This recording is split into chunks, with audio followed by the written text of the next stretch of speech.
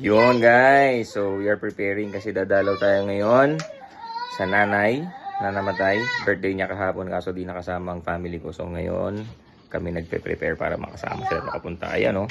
Yun. Yan. So, let's go.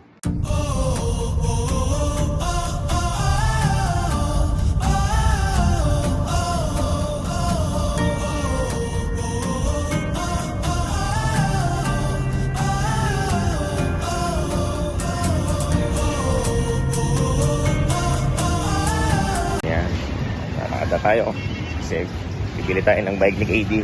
May nag-sponsor kasi silang pagbili ng bike ni KD.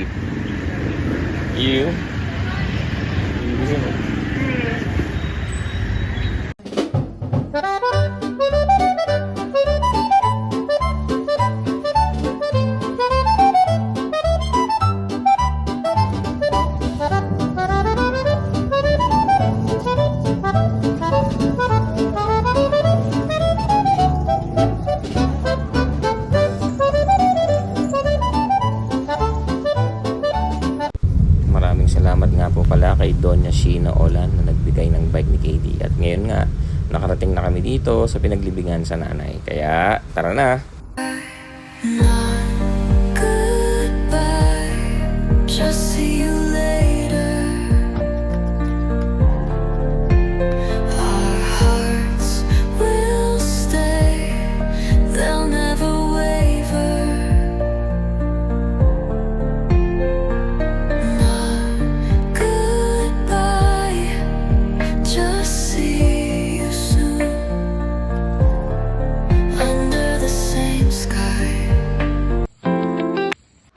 Pag galing sa inay, syempre, hindi pwedeng walang kainan. Pero after nito, eto na.